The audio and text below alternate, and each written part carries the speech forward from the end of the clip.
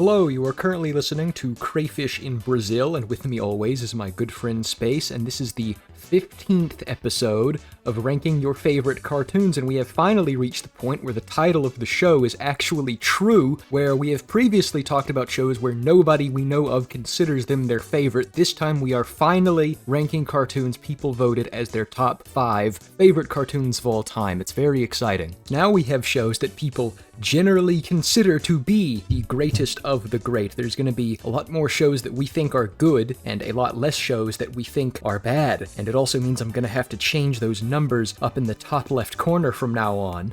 Yeah, which is not necessarily a guarantee. We're moving on to quality stuff. There is some shit in here, as I mentioned last episode, that some absolute sickos voted for, and I frankly don't know what it's doing up here, but we'll get to that when we cover it. There's a fair bit of decent stuff too, and some not so decent. Yes, I think overall it does get better from here, but yeah, we'll get to that when we get to it. But now that we've reached this milestone, I think I ought to go over the poll I did again, where people actually voted. There were 650 people who voted on their top 5 favorite cartoons. Some people didn't follow the rules, and some of their votes were thrown out. The rules were they must be mostly animated, type the whole title of the show must have more than one episode, no voting for the same show more than once, no anime, and no movies. I got most of these votes through various cartoon subreddits on reddit.com. Now let me say that I do not like using Reddit. In fact, I've been banned from multiple subreddits in my journey of making these videos that I'm sure I'll bring up later. But in order to get that many responses for the poll, Reddit was unfortunately my best option, and you should also keep in mind that if you're shocked by any of the vote amounts that a show receives, keep in mind that Reddit was the main survey sample. And before we begin, I'm gonna highlight a couple responses on the poll, some individual achievement awards. There were a few people that broke Rule 4 and voted for the same thing 5 times, but excluding those, the award for the show that got the most votes despite being against the rules was Pokemon the Series, with 3 whole votes. And of course, it's an anime, which is why it was disqualified. I think it is very funny that it got 3 whole votes, because by the metrics of that tier list, that puts it a massive way ahead of, like, well over half of all the shows on this list. Like, it is in the upper echelon by clearing that 3-vote threshold. Doesn't count, but it's there. Yeah, let me check real quick. Let me check the numbers on that to see what place it would have gotten. All the 3-vote shows were tied for, like, all the way up to 145th to 175th place. So it was in almost, it clears the top 200 instantly, even though it was against the rules. I think it's funny that the people who voted for it are, like, involved enough with animation to be on animation subreddits, but somehow not enough to know that the Pokemon show qualifies as anime. Either that or they just didn't read all of the rules. They just voted for it anyway without reading. I'm actually changing my vote. My new favorite cartoon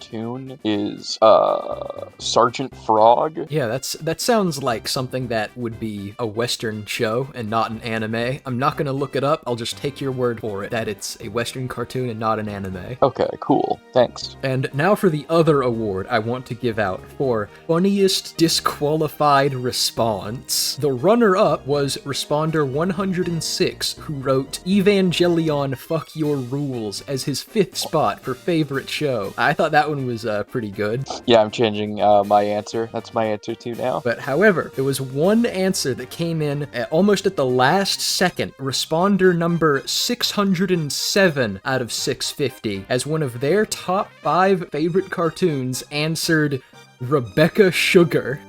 They did not write Steven Universe as one of their slots, they just wrote Rebecca Sugar. And if you're wondering, I did not count Steven Universe as one of their votes. They just got the first 4 and then the Rebecca Sugar. I'm not counting for anything else. Clearly they just wanted to watch their favorite show, Rebecca Sugar. I can't blame. It's a pretty good one. Yeah, that answer was disqualified, but it was also the funniest response on the whole survey. So congratulations, responder number 607. Now let's finally we get to ranking your favorite cartoons episode 15, the ones people actually voted for. All the one vote shows will take a few episodes to get through, but they're all tied for 230th to 392nd place. Now, I know I just said earlier that we'd have more favorable opinions on most of these upcoming shows overall, so it's really awkward what I'm about to do next.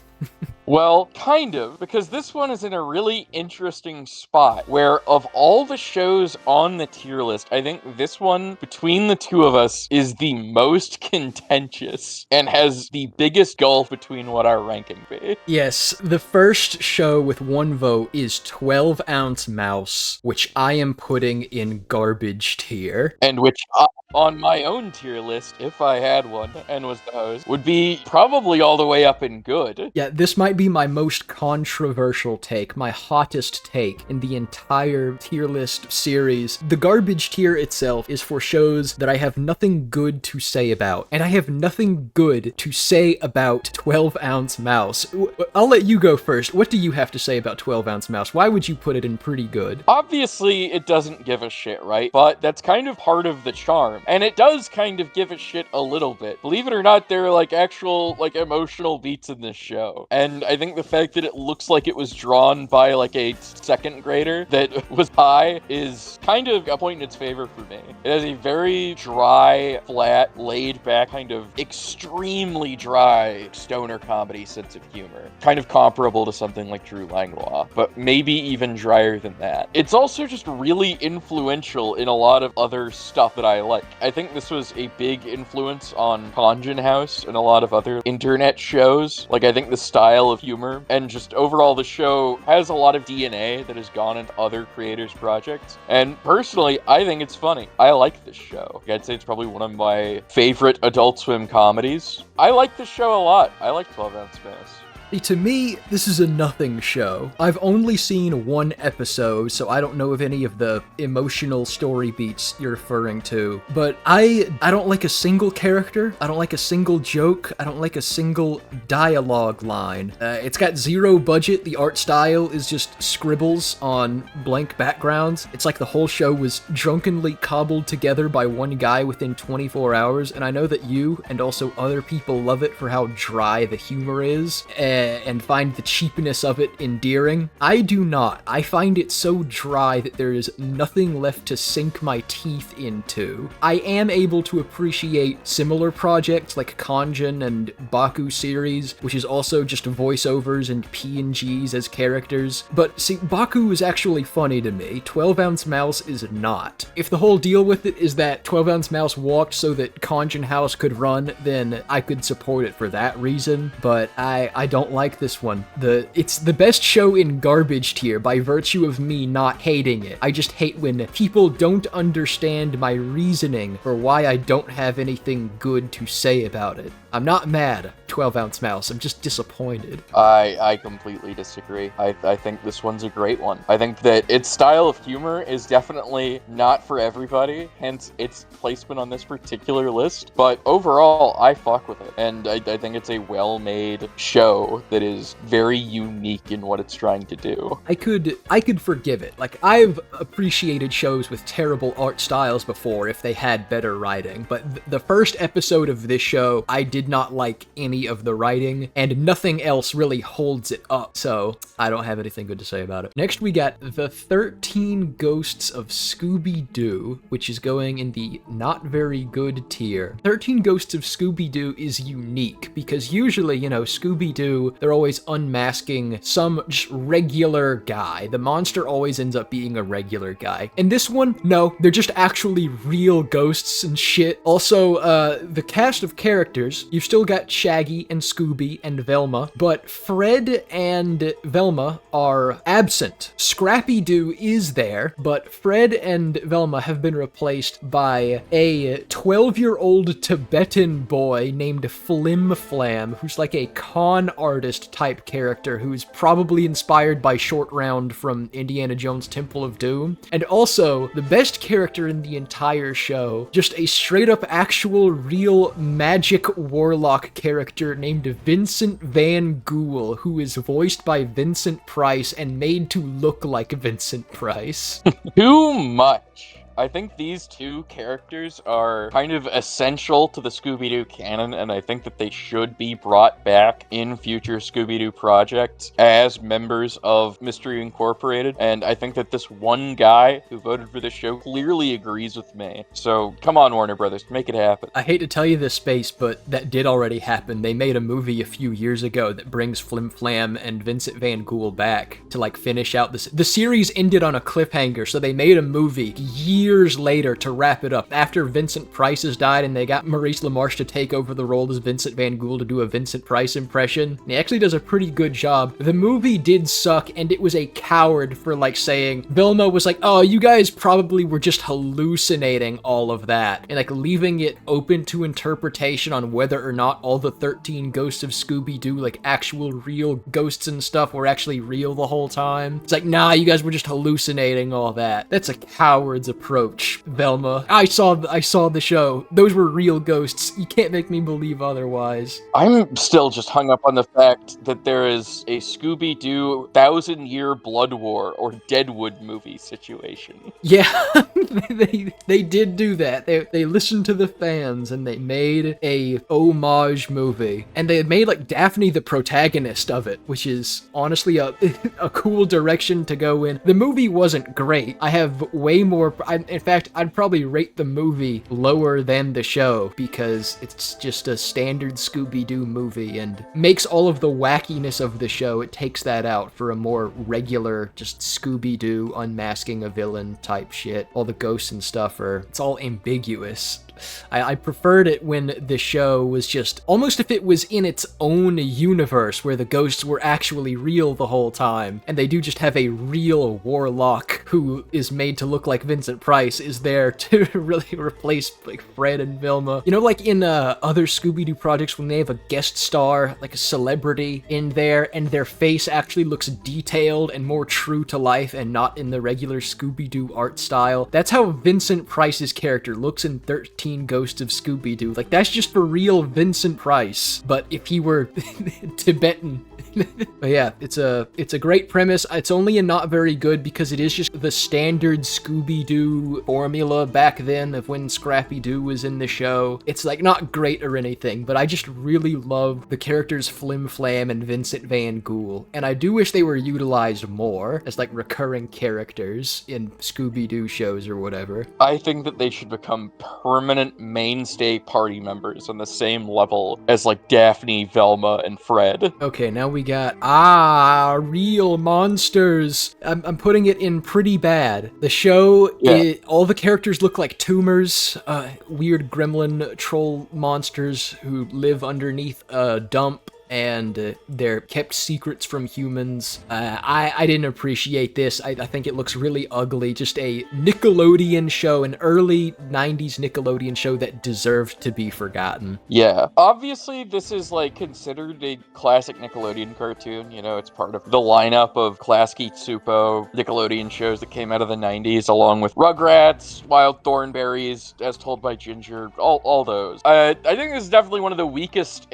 of the lineup. I'm kind of surprised this got a vote, but some other previous cartoons we've already gone past did not, like El Tigre or Rocket Power. I'd consider them a tier above All Real Monsters, but this one actually had one shooter out there who voted for it. Yeah, we've definitely covered better Nickelodeon shows out there that didn't get any votes at all. Even Cat Dog, I would say, is kind of, while not great, a tier above All Real Monsters. Chalk Zone got 0 votes. Yeah, Chalk Zone got 0 votes. Yeah, El Tigre got 0 votes. Like, what are we doing here? Cat Scratch got, well, I can kind of see Cat why. Scratch, yeah, I mean, you're gonna say Cat Scratch is your favorite show. I could see why Cat Scratch got no votes. But still, maybe it's a nostalgia thing. That's probably a factor. But yeah, I did not like... Even the X's is above this.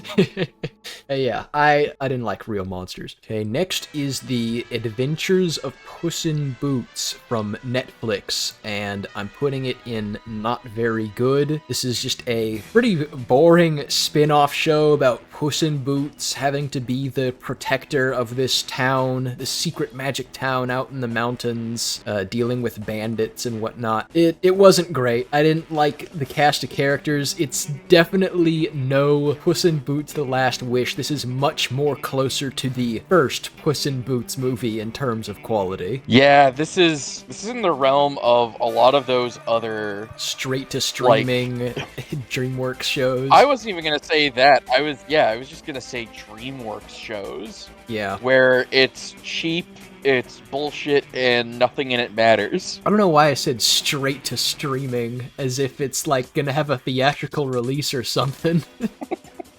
I think straight to streaming is just the default release method of like almost all content now. Yeah. But I can't believe The Adventures of Puss in Boots, the Netflix show, didn't get a theatrical release. I mean, it's a fucking Puss in Boots show and they don't even have Big Jack Horner. Like, come on, what are you doing? To be fair, this was before anybody even came up with a decent concept of a Puss in Boots-centered piece of media that was actually any good. No one had that idea before until The Last Wish came along. Okay, next is The Adventures of Sonic the Hedgehog, which I'm putting it in pretty bad. I feel kind of slimy after saying, oh yeah, the shows will get better from now on. We've had nothing above not very good for this whole episode so far. The Adventures of Sonic the Hedgehog. This is one of the worst, if not the worst Sonic show. This was, I want to say, the first Sonic show that was ever made. Not counting Japanese OVAs or animation, I think that is correct. But this show, objectively, is not good. It's kind of just Sonic and Tails dicking around with Eggman and his, like, two, like, robot friends, Scratch and Grounder, and just fucking nonsense. It's not really funny. It's kind of got like no real narrative or anything cool going on. It's just like a really generic, boring cartoon. But, and there is a massive but here, I think that this show has in a way completely culturally redeemed itself for its contributions to YouTube poop through the Sonic Says segments and Robotnik.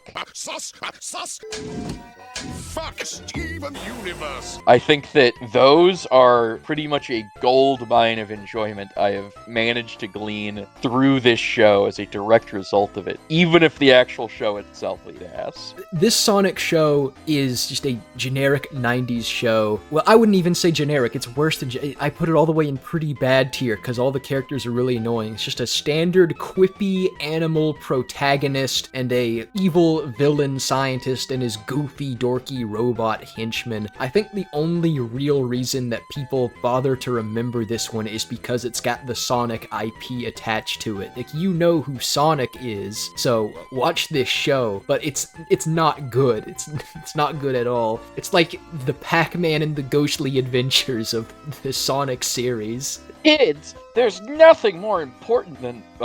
chili dogs. Kids, there's nothing more cool than being touched by somebody you like. But fucking Sonic Says and YouTube Poop are the eternal legacy of this series. Nobody can take that away from it. That's true. However, just as a cartoon itself, this is exactly where it belongs. Yeah. Okay, next we got The Adventures of Tintin, the series, and I am putting this one in A tier. Now, I would consider myself, well, I haven't read any of the original Tintin comics, but I would consider the 2011 Tintin movie to be in my top 5 favorite movies ever made. So I would consider myself a Tintin fan, and I did go and watch the entirety of the Adventures of Tintin show just because I liked the movie so much. And I was kind of disappointed by it. I only put it in A tier. I think it just comes off as slow a lot of the times, which is weird because Tintin in this show, you know, it's based off of the comics, but he gets himself into some wild shit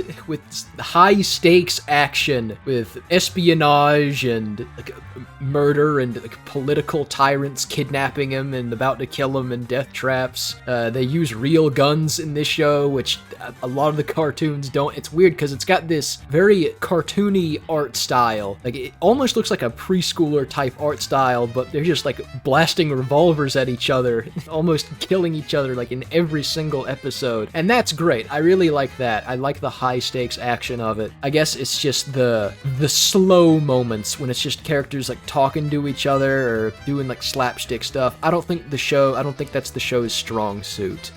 It's good if done well, but I don't think this show has like the budget or the direction to really pull it off. So I do wish it was better. I like Tintin. Yeah, Tintin is a very good property, I think. And I like the adventure of it, world-trotting, action, Indiana Jones style adventure it has. I love the art style and how cartoony the characters look, juxtaposed with holding photorealistic firearms.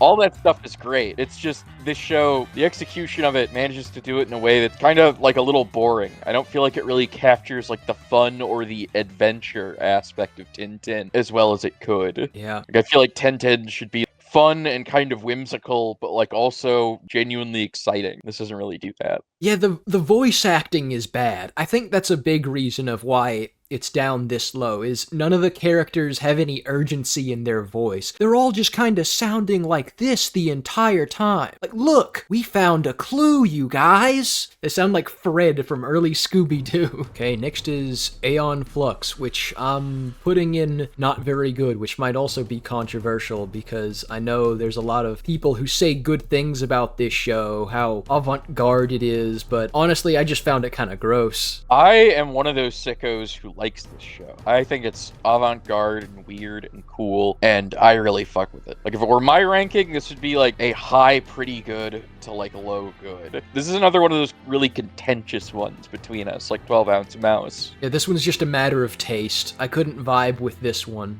It was kind of confusing. The first episode, it's one of those things where I watch it, I'm like, yeah, I don't get it. Yeah, it's very avant-garde in a way where it is just generally kind of confusing. Like, it's dense show in a lot of ways and very high concept. It's really just fucking out there. I don't really have that many other things I can compare it to. Right, it's got great animation. I'll give it that. I like that part of this, the art style.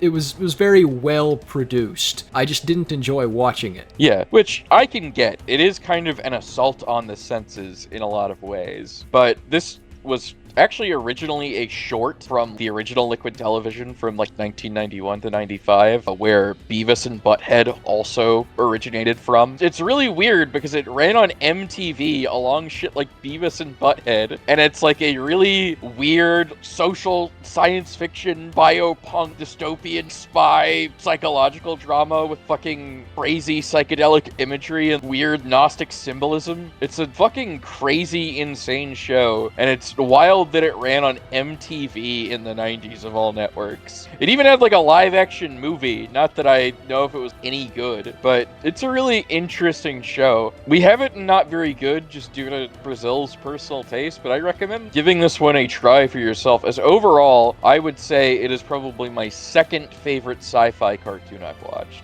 The opening shot of this show is the main character trapping a fly with her eyelids. So it's not a good impression for me for a show. Yeah, it's not a comfy show in any way. Yeah, I'm not cultured enough to like this one. Okay, next is All Grown Up. Just going in A tier. This is, of course, a continuation of Nickelodeon's Rugrats, where they're in college or high school now. They're all grown up, and it's okay. It's fine. Rugrats Shippuden. It's kind of a weird show, just for the premise, which I guess it makes sense to a certain degree. I guess Rugrats was a very big hit for Nick, and they were trying to cash in on all the money of that series, but couldn't just keep the characters as babies forever. So they did this, but it is kind of funny that all of the characters in this show peak during their infancy. It's got some pretty good moments in it. The one episode that I watched was the one centered on on Kimmy and Chucky being the step siblings. It was a pretty good episode, but it's got some nice dramatic moments in there, but other times it's just kind of boring. They don't get into the imaginative hijinks as the first one. It's mostly just these characters being teenagers. It's more of a real, like, a true to life, slice of life type of show. So I could see how it wasn't as popular as Rugrats. It's kind of more like an As Told by Ginger type deal, but just an ensemble cast instead of one main character. And the ensemble cast just happens to be more or less the Rugrats cast. But I think the most unrealistic thing about this show is having the people you were friends with when you were a baby, not yet like old enough to talk, still being your best friends when you are in high school. And not a single new friend in the friend group, as far as I know, at least. But that is kind of sad. Next is Netflix's All Hail King Julian, which I am putting in not very good, and I only saw episode 1. It was boring, just a straightforward spin-off of King Julian becoming king of the lemurs in the Madagascar jungle. There's the Fusa that are trying to eat him. He's got an evil uncle trying to plot his demise. Just a fairly straightforward show. But I've heard rumors that this show gets pretty insane the more it goes on, with the character Mort becoming some like all-powerful demon with schizophrenia. And also, apparently, a foot fetish. Apparently, that is a plot point as well. It very much seems like a back at the barnyard scenario, where they were given this movie license and had kind of no idea what to do with it. So they just, after a while, just start making shit up and just getting really fucking weird and out there with it, but in, I guess, like a different way than Back at the Barnyard did. Now, I've seen Penguins of Madagascar, the Nickelodeon series. I've seen a lot of that show. I've only seen one episode of this one. I can tell you the foot fetish thing, that's Mort's defining characteristic in the Penguins of Madagascar series. I don't know if it comes into play as much in this show or not. I've just heard about him being like a 1,000-year-old demon lord or something. I don't know what this show does. I wish I had more information so I could inform the people about it in this video, but I don't. So unfortunately, I'm just gonna have to call it boring and then move on. One shudders to imagine what inhuman thoughts lie beyond that mask. What dreams of chronic and sustained cruelty. Speaking of which, here's Alvin and the Chipmunks, which I'm putting in pretty bad. It's cruel to sit through an episode of this one. They look so gross in this one. What was the budget for the character models? Like $3? I have never understood the appeal of Alvin and the Chipmunks as a media franchise. They're just annoying, ugly little guys that have annoying voices, and they sing bad songs. As someone who was a child when that first live-action Alvin and the Chipmunks movie came out and kind of liked it, I will say I can see how it would appeal to children, because it's just the kind of thing that children are into. I was never big on the original cartoon Alvin and the Chipmunks. I did see some of that when I was a kid through, I don't know, reruns or DVDs somehow, but I wasn't a huge fan of them ever. I don't know why they've stuck around as a property this long. I think you guys can just let go. We don't need any more Alvin and the Chipmunks. We're good. It hit its peak back in the early 2000s. We don't need more of it. I think the only reason it's not in garbage, I want to say there was one thing that, what's the human character's name? Dave? Dave. I think there was one thing that Dave said that was kind of funny in the one episode that we watched, and that's why it's not in garbage tier right now. I don't remember what it was, though, so I'm just gonna have to go with past Brazil's opinion. Next is Angry Beavers. I'm putting it in not very good. This is another Nickelodeon show that I never really vibed with. There's a very laid-back, doesn't care about anything beaver, and then a grumpy, serious beaver fever and like who has bad luck and bad stuff happens to him. It's one of those shows that just has such a generic premise that I don't have that much good to say about it. It's just not interesting to me. I didn't like any of the characters or any of the moments that happened in the one episode I saw. I like the voice acting. I like the voice actors who play the main characters. I just do not like this show. See, I actually have some nostalgia for this one. I like this one a little bit. I can kind of get what you're saying. I think it is like a very cartoon-ass cartoon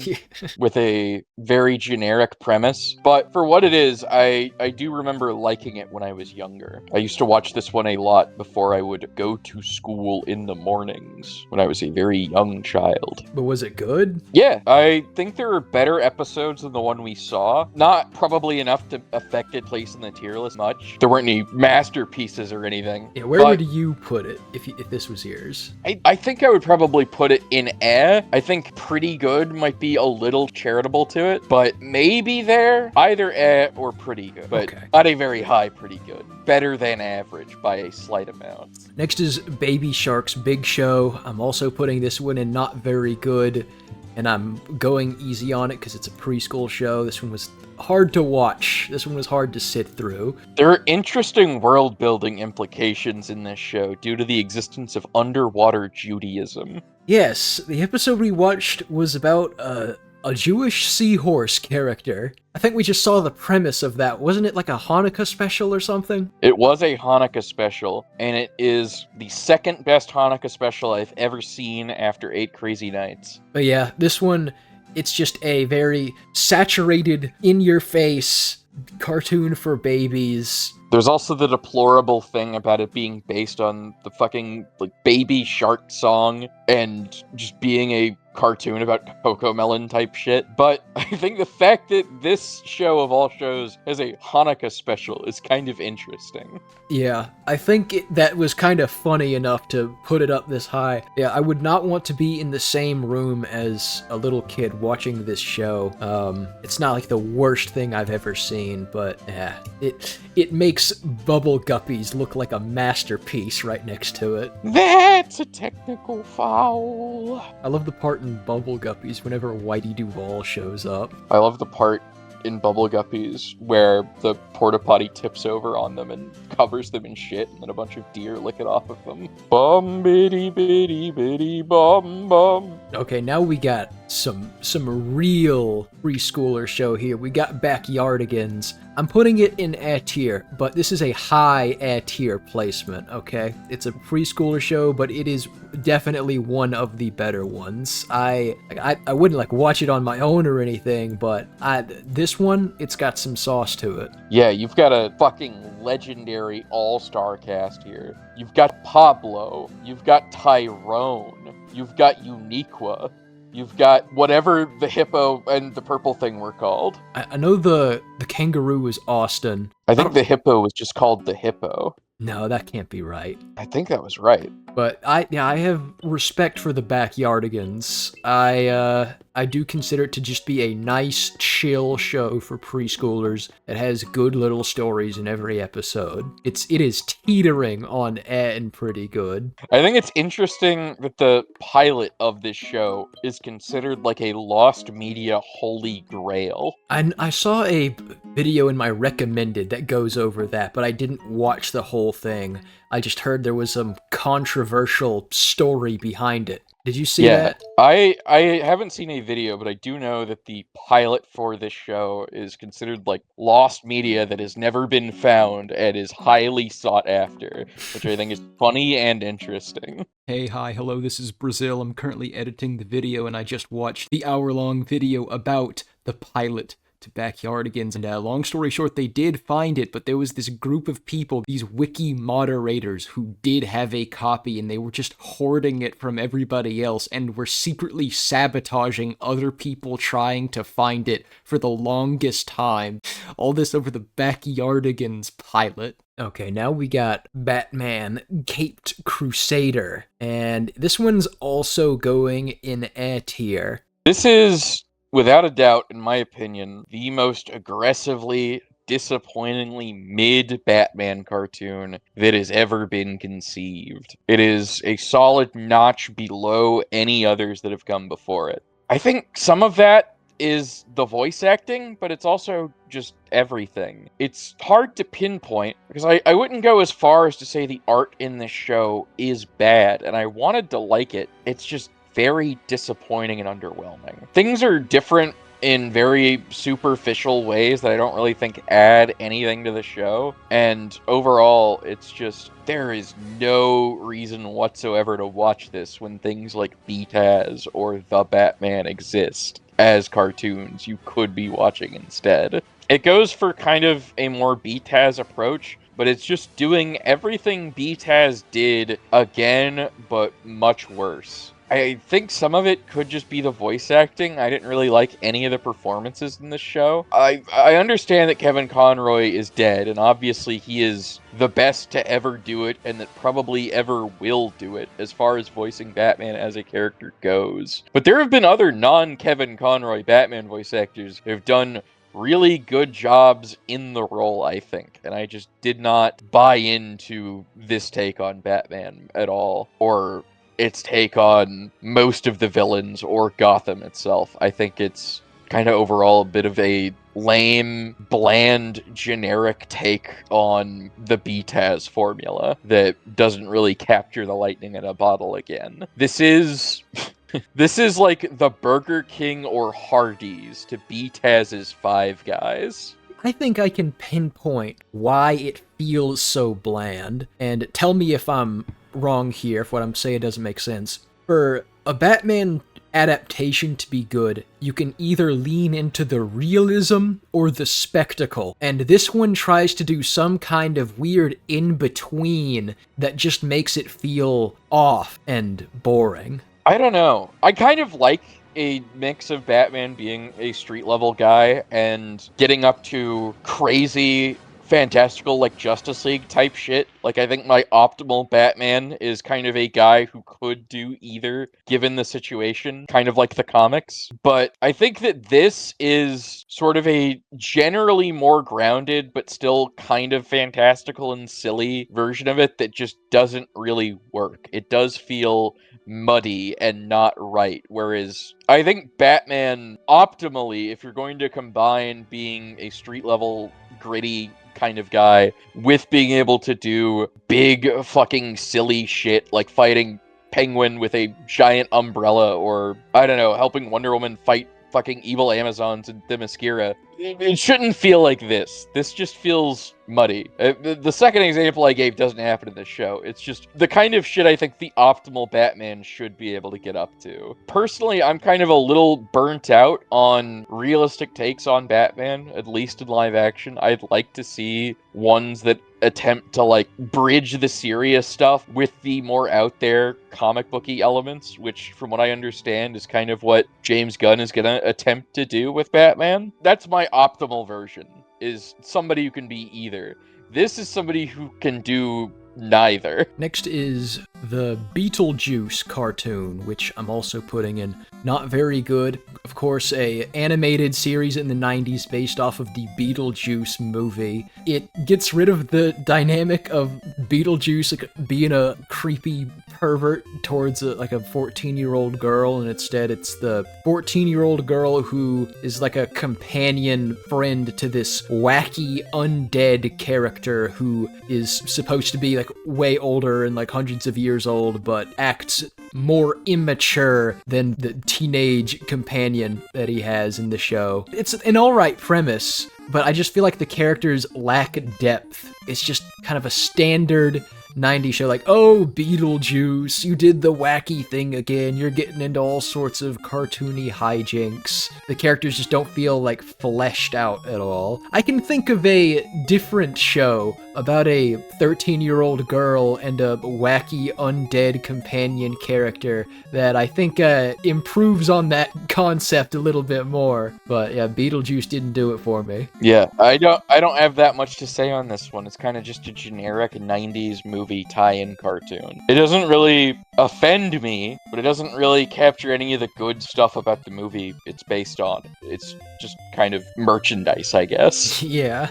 Like, remember the movie that was better? Feels like every movie that had any semblance of success in the 90s and was a comedy that kids could watch automatically had to have one of these. Okay, next is Ben 10 2016, specifically the 2016 version, and I'm also putting this in not very good. I'm wondering if I can say anything about this without mentioning the original Ben 10 and comparing it to that. It's really hard not to when something is an iteration on something that came before. Yeah. And is definitely a downgrade. And it even has the exact same title, too.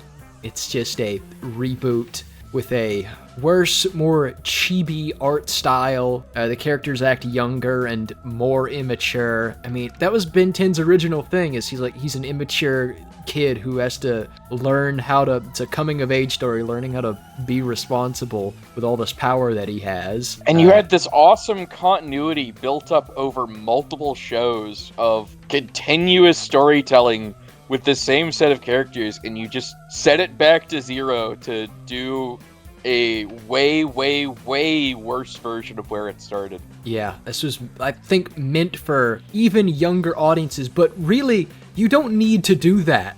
Kids, like really young kids, could have already enjoyed Ben 10, and they did enjoy Ben 10, and that's why it became such a long-lasting IP that Cartoon Network held on to forever. Yeah, Ben 10 has, like, pretty massive cultural pull and relevance, I would say. Like, it's probably one of Cartoon Network's most popular things they've ever done. I don't see how, like, changing all the things that's good about it to dumb it down is a good idea. Because I think it was already a series that was pretty much accessible to everybody. Young kids could get into it, older kids could get into it. I think even adults could watch it and enjoy it. This is pretty much exclusively for kids, but I think by turning it into this, it's kind of, I don't know, acting in bad faith and insulting their intelligence a bit by acting as if they can't enjoy or appreciate a story that is kind of a little bit more serious and not completely fucking goofy and immature like this one. Yeah, I think the original Ben 10 did everything way better, and that includes the comedy aspect of it too, which, you know, if you're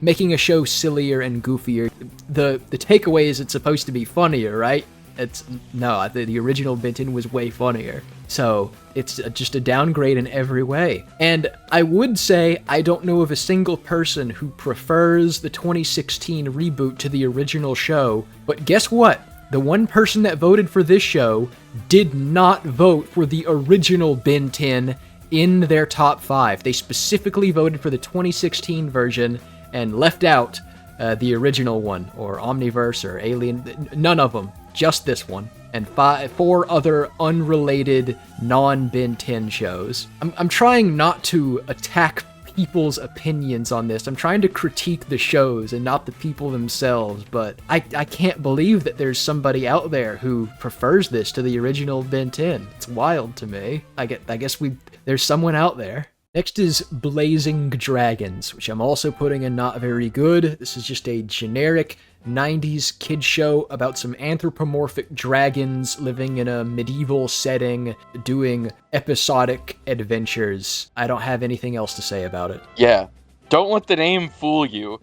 There's nothing cool or interesting going on here. It's just a 90s cartoon where nothing happens, with kind of ugly, annoying characters, and it isn't funny.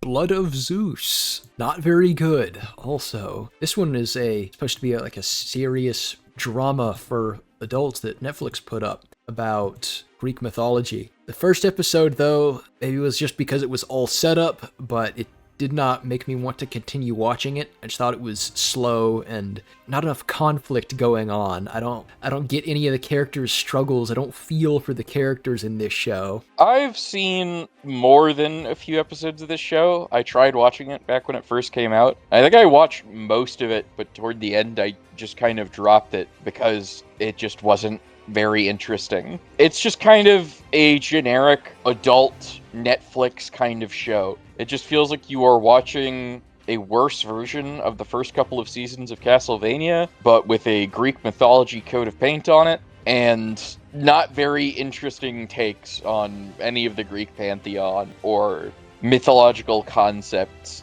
that are tied to it. It just kind of has that Netflix Tomb Raider cartoon latter season Castlevania stank on it. It's very superficially serious and takes itself very seriously, but it is not really a very smart show in any way, and it doesn't do anything cool with its concepts, and I think most of its characters are pretty bland and forgettable. I'd say not very good is kind of exactly where it belongs, which makes me wish I was playing Hades. Yeah, I think comparing it to the Netflix Tomb Raider, I think that's a pretty good summary of the kind of show we're dealing with. Okay, next is Bob Moran. I don't know if I'm pronouncing that right or not. Bob Moran. This guy. This is a fairly obscure French animated series that came out in the late 90s. Got an art style reminiscent of The Batman. And Calamity Jane, which is a fucking hidden gem that we can't praise enough. Yes, I was gonna get to that, but I'll describe the premise of Bob Moran. It's just about this agent guy and his entourage going on adventures and spy thriller quests and all that jazz. Yeah, it's very much Johnny Quest or Tintin type adventure, where it's just agent shit around the world in different exotic locales, trying to find lost treasures and shit, stuff like that. Yeah. The main issue is just that the execution is, despite that, and the show having a really good art style going for it, I don't think it has any, at least in the one episode we saw, I don't think any of the characters are particularly, like, compelling people you can get attached to, and overall, it's just kind of boring, which this is an issue I've noticed in a lot of French shows, where I think part of the problem might be that we watched the dub, and overall the voice acting in it is exactly what we talked about with Tintin. It's just very flat and passionless, and nobody has any urgency in it or sounds like they care about what's happening on screen at all, ever. It's so wooden, and I think that might take a lot of the wind out of its sails. But I don't know how much of a difference that really makes. Yeah, like this show, Arsène Lupin, The Magician, all like very well animated French shows from the late 90s and early 2000s, but they just lack urgency. The characters lack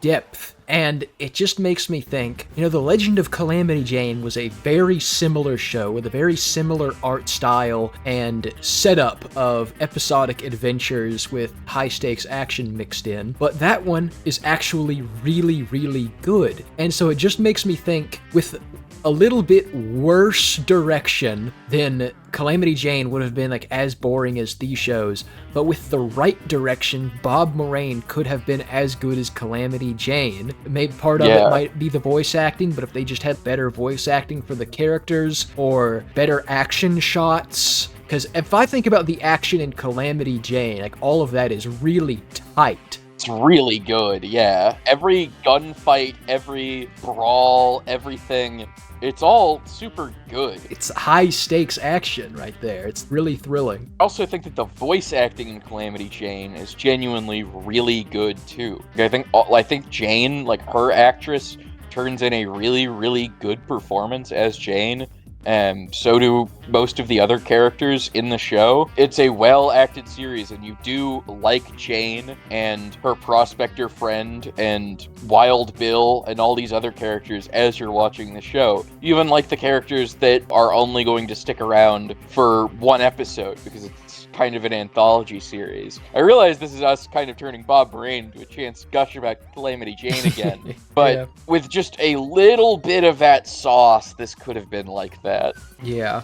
It's comparing like the three lesser siblings to the gifted child of the group, like to come out of 90s French animated action shows. It's like comparing Tito and Jermaine Jackson to Michael Jackson. Okay, next we have the 2015 reboot of Bob the Builder, which I know is a preschool show, but I'm putting in pretty bad anyway, just because, you guys have all heard of Bob the Builder before. They made him this weird CGI, just regular looking guy. It's not stop motion anymore, so, all of like the credit I could have given it for being stop motion, that's gone. It's just like boring, gray, 3D animated city landscape. None of the characters are doing anything interesting. it's lost everything that made the original charming, and I don't know why it's in here. And keep in mind, the original Bob the Builder got 0 votes, and this one got 1 vote. So somebody likes this one more than the original, and I don't see how that's possible. I'm confused. It's like they put the original Bob the Builder in some kind of Dino Trucks machine and sucked all the soul out of it. Next up is Boss Baby Back in the Crib, which is going all the way up in A tier. And now, okay, you might be thinking that this is a high place to put a Boss Baby Netflix DreamWorks cartoon, especially since the previous Boss Baby show was put all the way in pretty bad tier. But the show, the premise of this show is actually kind of insane, so just hear me out. The previous Boss Baby show, titled Boss Baby Back in Business, took place between the first and second movie.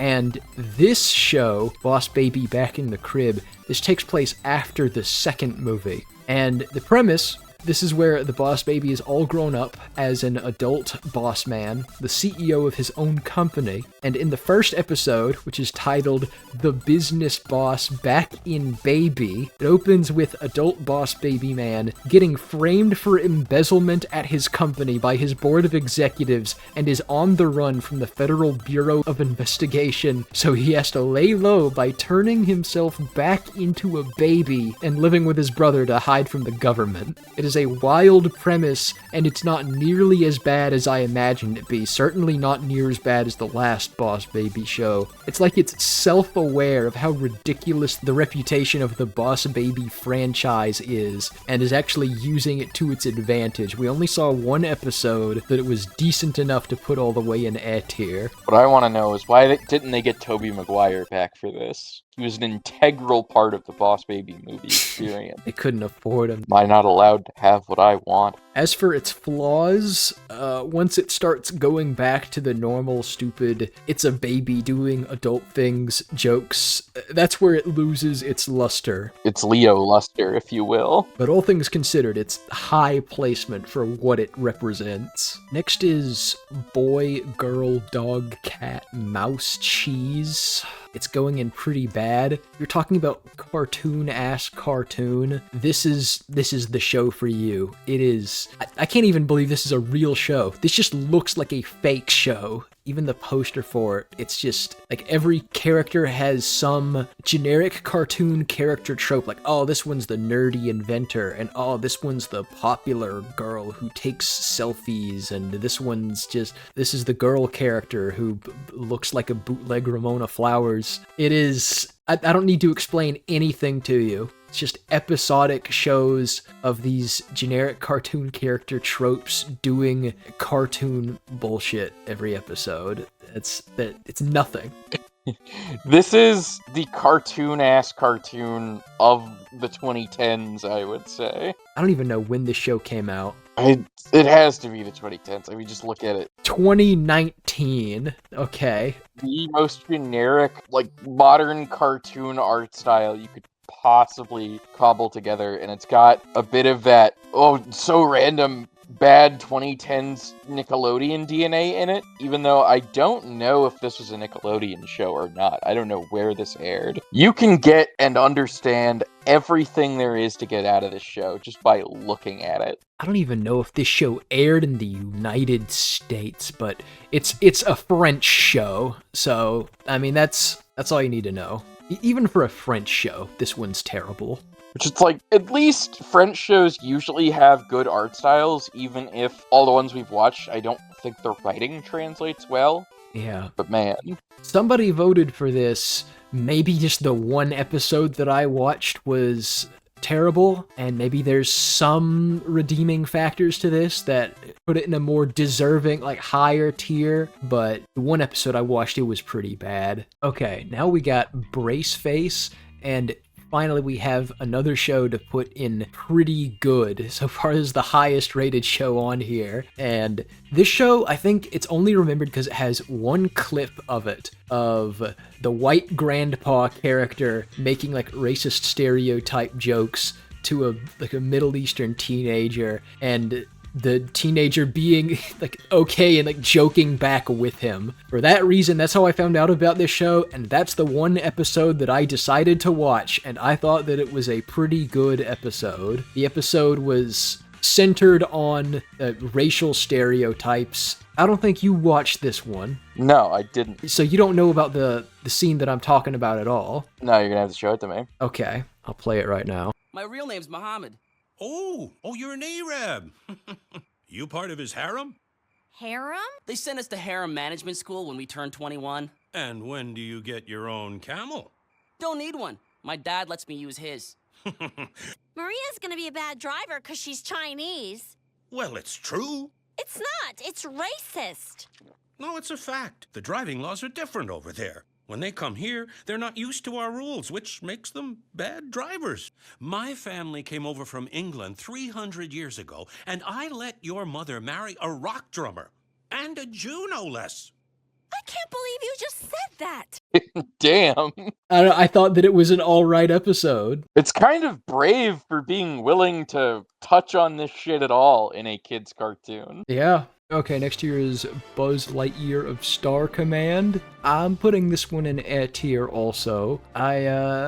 Based off of Toy Story, Buzz Lightyear character. This is his adventures in space as a actual space ranger with an original cast of characters, and also Zurg as the main villain, voiced by Wayne Knight. And I think that Zurg is the best part of this show. He is a pretty likable villain. I don't really care for what the protagonist's got going on, though. Do you remember this one? Yeah, I do remember this one, and I thought this one was pretty cool, as a child at least. In the modern age, I think cartoons have come past it in a big way. I don't think it's, anything particularly revolutionary, but definitely compared to the other early to mid 2000s Disney Channel shows it was airing alongside, this did stand out as one of the better things they had. Yeah, I can't argue with that.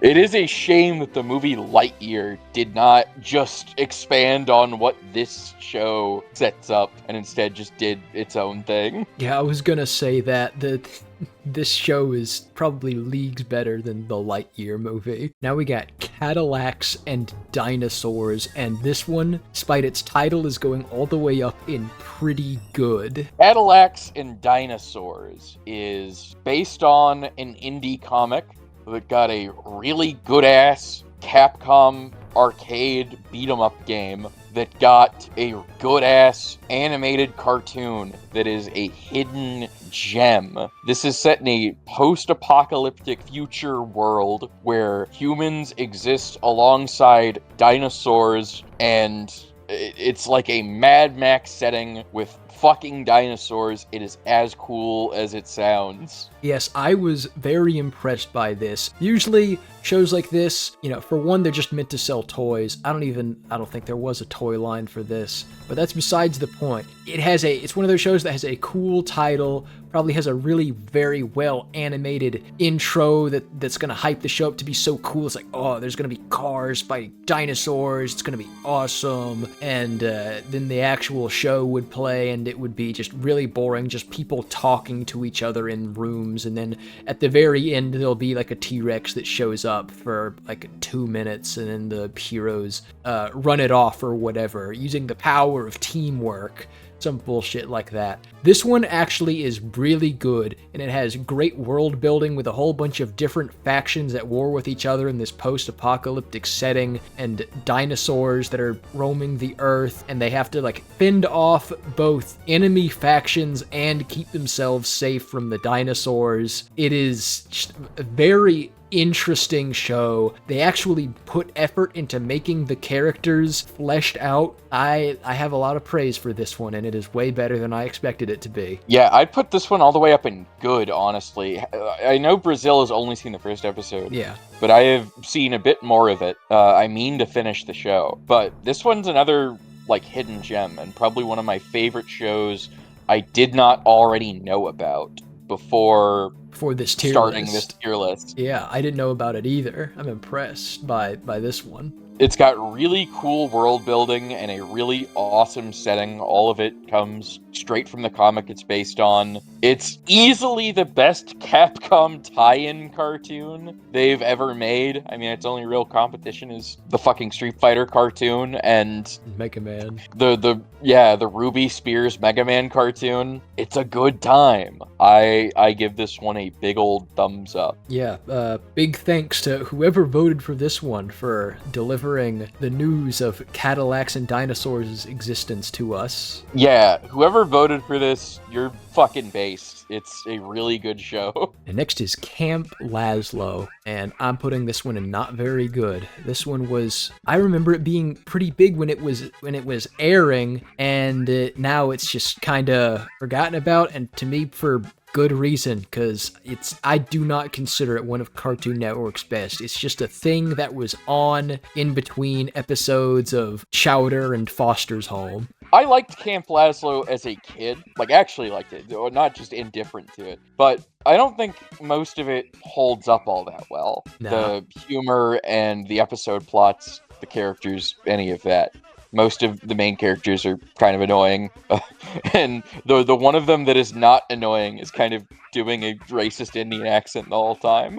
But I think that the thing that this show lives on for the most, and that we absolutely can't talk about it without acknowledging or bringing up, is the ending. Yeah. I think the ending is kind of legendary. Yes. I'm not going to say what happens in the ending, but if you just want to look up what happens in the ending, you're free to do that if you don't already know what it is. But it was certainly something that I don't think any other show has done quite something like that for its finale. Oh boy, oh boy. Next, we have Challenge of the Super Friends. Now, I'm putting this one in A tier, but this might be this is the best Super Friends show.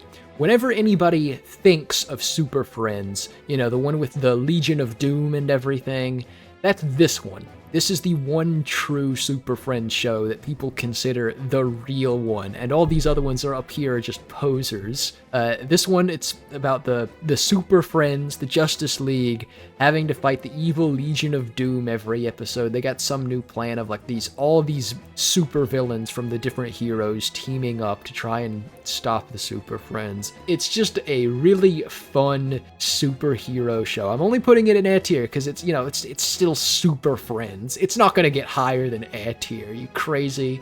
But it is quite good, and I have to mention, in the first episode of this show, there is one really funny gag of a helicopter moving as fast as something would in Smiling Friends, and I have to play the clip right now.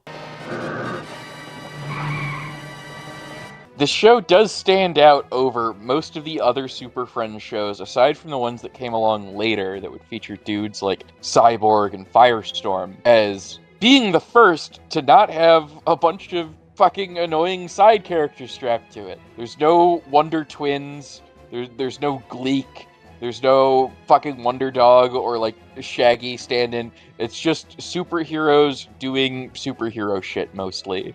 And it is good, campy, Silver Age fun. And although they didn't invent new plucky child sidekicks to make it feel more like a Hanna-Barbera production, they did just invent a bunch of new dudes to make the Justice League, which of course they call the Super Friends, more ethnically diverse than just a bunch of white dudes. And so they made a bunch of characters that most of them are all kind of stereotypes, but intent behind it was good. You've got Samurai, who is a Japanese guy. You've got Apache Chief, who is an Apache chief. Lastly, you've got Black Vulcan, who, oh good, he's not anything racist. Oh wait, he's the thing that would become a staple later, where every black superhero has lightning powers. It's kind of one of the first instances of that. Just, it doesn't commit the cardinal sin of introducing a bunch of fucking Hanna-Barbera sidekicks, which does make it feel a lot more like just watching a goofy, nonsense Silver Age comic, which is a pretty good vibe for a cartoon to have, honestly. In this house, we love Apache Chief. He's the best Justice League character that ever was. He does grow really big. And Rest that's in his thing. peace, Apache Chief. I mean, credit to this show for inventing the fucking cool Legion of Doom base. They kind of cooked with that. Yeah. Now we got Clerks, the animated series. I'm putting it in A tier. It was completely okay. An adult animated comedy series of 4 20-something-year-old loser guys just kind of going through life. It's got some okay bits in it, but overall, it's just all right, you know? Fuck you, Kevin Smith. Fuck you, Kevin Smith. Fuck you, Kevin Smith. Fuck you, Kevin Smith. Oh yeah, if in case you're just tuning in, Kevin Smith made the He-Man, or not even He-Man, Masters of the Universe Revelations. He also made Clerks and Clerks the Animated Series, and among other things. But we do not like Kevin Smith for the reason that he made Masters of the Universe Revelations, which was horrible. We talked about it earlier on. Yeah. Now we got Close Enough, which I'm also putting in A tier, and I hate to do that because I like J.G. Quintel's other work, but this one didn't really. I only saw 1 episode of it. Sorry, I couldn't watch the rest of it. It's the characters weren't funny to me. I don't know. It just seemed. I know it's got the regular show art style and everything, and it's not a bad art style, but it still felt like most other adult animated comedies to me. It didn't connect with me. I wasn't able to latch onto the characters, and I didn't want to watch more of it. Yeah, I saw 1 episode, but coming off of regular show to this was kind of a complete letdown. It cannot go any higher than unfortunately. Yeah, I know there are some people who really hype up the show, and I know it got done really dirty by all of the behind-the-scenes network BS that happened to it along the way. But I wasn't as big of a fan as I wanted to be for this one. Maybe it's one of those things where it gets better along the way, but I didn't watch more of it. Okay, now we have an interesting one. This is Code Monkeys, and it's in pretty bad tier. And see, I'm going to compare it to Close Enough right here because they're both adult animated comedies. But I had more fun watching Code Monkeys than Close Enough, but it is a much, much worse show. It's hard to explain. The show does very obviously have the very cool visual gimmick of being entirely pixel art. The downside is most of the writing, and also that it's not really very good pixel art most of the time. Yeah, it's kind of shitty pixel art. A lot of shows, they have that one episode where oh, we're trapped in a video game and we're pixel art now, but it's really shitty pixel art. That's what the art style of this looks like. The really bad, shitty pixel art that they do for those episodes. It's very ugly. It's very ugly pixel art. But I think that the idea of a pixel art animated cartoon, something kind of like those old Newgrounds sprite animations, but with an actual budget and the whole show is just pixel art, could be really fucking cool, and I would love to see that done. This is unfortunately the closest we have to that. I'm talking about Airplanes. This is a show that has just invented the wheel. If you had a whole show that was just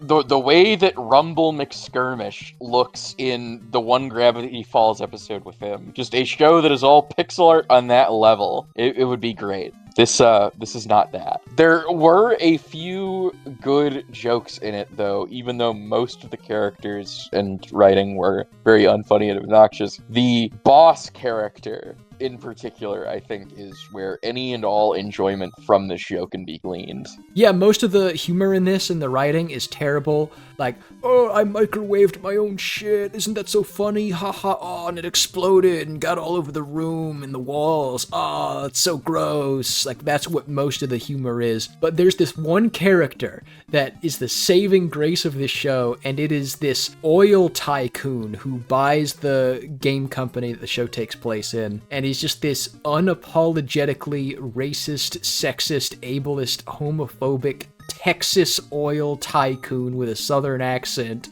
who's just an asshole to everybody, but he is hilarious. That kid's from Korea. Company illegally adopted him. I feed him cigarettes to stunt his growth. Next we got Cow and Chicken, and I'm putting this one in A tier. It's a similar situation with Angry Beavers to me, where it is, 90s show with these talking animal cartoon characters getting into cartoon wacky hijinks. But I think it's better than Angry Beavers by a lot, because the characters of Cow and Chicken are more endearing, and I love Charlie Adler's voice acting work in this show. And also, I have to bring up the best part about this show, which is the red guy. The red guy. It's got to be the red guy. There has never been a more iconic cartoon character than the red guy. Honestly, they should give the red guy his own spinoff. They should give the red guy his own spinoff. We've said this. We have said this. I'm kind of surprised Cow and Chicken only got 1 vote. Yeah, me too. Like, I think that of the very cartoon-ass cartoons and, Cartoon Network's classic lineup of shows that fit that bill, I think that this is one of their most iconic and best. I mean, there's also Dexter's Laboratory and Powerpuff Girls, of course, but I kind of consider this, like, right up there with those, even. I have no way to be certain of this, but I feel like the red guy had to be based off of Frank Nelson's character from Jack Benny in some way. Maybe it is just a complete coincidence, but this recurring guy that's maybe or maybe not implied to be the same guy, just following the protagonists everywhere, just to be this antagonistic force of nature, that's just Frank Nelson. I honestly think that because of the time it came out in the 90s and the age that the creators would have been when they made it, I do think that there is a very strong non-zero chance that he was directly influenced by Frank Nelson's character in Jack Benny. I am certain that there is a character in The Simpsons who is based off of Frank Nelson, but that's a different story there. But they came out around the same time, so, if one show can have a character that's just supposed to be Frank Nelson, why not another one? But I say, bring back the Frank Nelson archetype. I know that some shows, like modern SpongeBob, they've brought back just characters who are just straight up Peter Lorre. Make Frank Nelson one of those people, where he's just immortalized through cartoon reincarnation reference gag characters that are supposed to be him. Now we've got James Gunn's Creature Commandos show, and I am putting this one in pretty good. Now this show is a DC show based off of the comic Creature Commandos. It's kind of like Suicide Squad. It's a lot like Suicide Squad, but with these monstrous and robotic villain anti-hero characters being sent out to do some mission. I don't know if this is James Gunn's best work, but the animation is pretty good.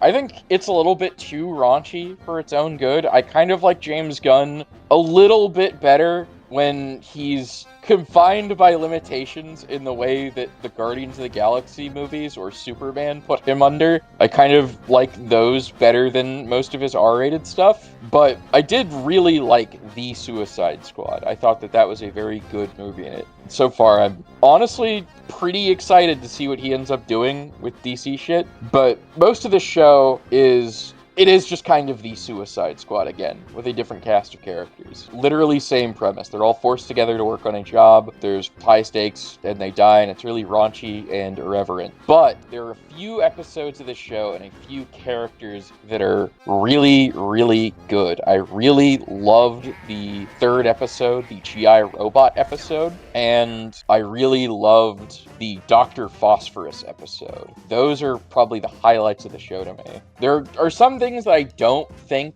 works. I think the plot is kind of all over the place and a little stupid if you stop to think about it. And I also think that the relationships between the characters don't always feel completely believable. And just from a purely comic nitpick standpoint, I think them making Frankenstein this dumb comic relief simpleton is a little disappointing as a way of finally showcasing Frankenstein in something. But overall, it's pretty good. So the structure of this show is, it's them in present day doing this mission, carrying out this mission together as a group. But every episode, it cuts back from the main story to a flashback of one of the characters as part of the group. Like, one episode will be of the bride's backstory, and then it'll be G.I. Robot's backstory the next episode, and then it'll keep cutting from what's happening in the present day on the mission to one of the characters' backstories, and that's how every episode goes. So every character has their own dedicated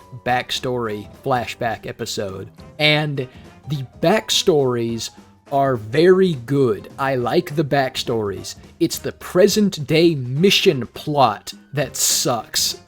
So it balances out and puts it in pretty good. And something I realized after thinking about this show and the way it's structured is this show, the way that it's structured reminds me of if someone were to make a show based off of a Dungeons and Dragons campaign, this is how it would be structured. With the group of heroes going on a quest and every episode focusing on one of their backstories interwoven in it. This feels like a Dungeons and Dragons type of show, but with, DC monsters and set in present day instead.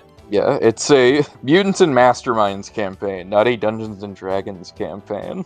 Yeah. Overall, the show's soundtrack is really good. It has sauce in that and in the visual department. I think the main thing is just that the formula is a little bit kind of what James Gunn has been doing over and over again since the first Guardians of the Galaxy movie, where it's these wacky misfits that go on adventures and get into hijinks and don't like each other at first, but all come together at the end. I don't know, it feels like some of the characters, like Bride and Dr. Phosphorus, are kind of so mean-spirited. It doesn't really feel like they have any bond or attachment to each other by the end. I don't think any of the characters have any bond or attachment by the end, which sucks. Like, I don't think any of them... There was only 2 characters that were supposed to get along by the end, but even then, I felt like that was rushed and didn't make sense, just because I feel like the Bride is...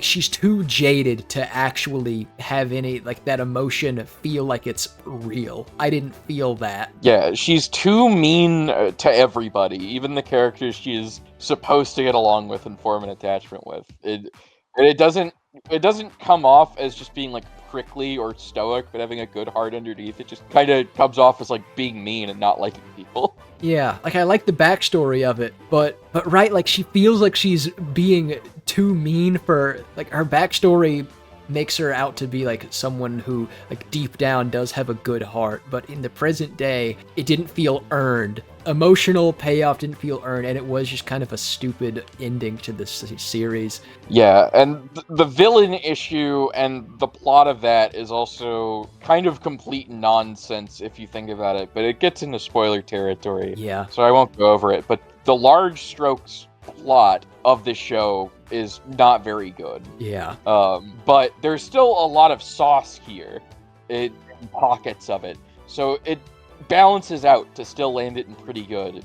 But it's a nuanced pretty good. It's still good, it's just there's a lot wrong with it too. I'll list off the things I do like about it, since I was so negative earlier. I like the animation and the art style, good voice cast, the backstory episode, the flashbacks were all very well done. Soundtrack is good. I like all that stuff. That's what earns its place in pretty good. And especially the G.I. Robot episode. That is the best episode of the show. Honestly, if you're gonna watch anything of this show, just watch the 3rd episode. And you don't gotta watch more of that if you don't want to. But that's the reason why it's up so high, is because of how good episode 3 was to me. But alright, now we gotta move on. Next is The Critic, and I thought it was not very good. I am criticizing The Critic.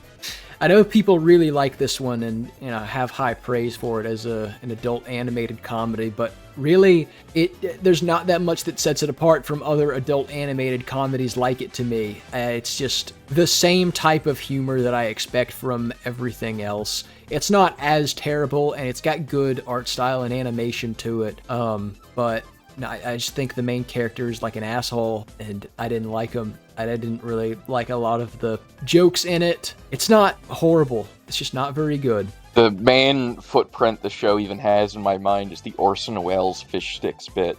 Yeah. It's like this show has good clips, good cutaway gags, but as a whole, watching a full episode of it isn't fun. Agreed. Now, the final show of this episode is Cyber Chase, and I'm putting it in A tier. Preschool show about these 3 kids going into the digital scape reboot style. This is an isekai. Yeah, it's not bad. It's, certainly pretty charming kid show with a nice premise. It's definitely got an iconic art style to it, like mixing 3D animation with 2D animation. Very of its time, but in an endearing way. Yeah, I liked this show as a kid. You don't get a lot out of it as an adult, but it's like a pretty good show, I like the very tech-focused, like, Y2K shit going on. One thing I didn't realize about this show, though, is that it is one of the longest-running American animated series that exists. Like, it's 6th behind only The Simpsons, South Park, Family Guy, SpongeBob, and Arthur. Yeah, this show went on for forever. I think it's still going. Is it? Yeah, apparently. Oh, well, I wonder how they replaced Gilbert Gottfried as the bird character. Oh, we just hired another actor. I guess so. Yeah, Rip Gilbert. There we go. I hope you learned something from this cool experience. That's the end of this one. Finally got to the shows that got votes. Gonna actually see which shows are gonna be in the top tiers. We've definitely reached the singularity. The amount of shows that we're gonna get through is gonna, and their vote count increases exponentially for every amount of votes it received. It's going to be like slow at first with all these 1-vote shows, going to be a few episodes of them. Then the 2-vote shows are even shorter. It's just going to get shorter and shorter until we get to the really big ones that got a ton of votes. Make sure to comment your opinions if you got any differing opinions on any of the shows that we're talking about here, or just comment anything at all so that the algorithm will love us. And I'll be seeing you next time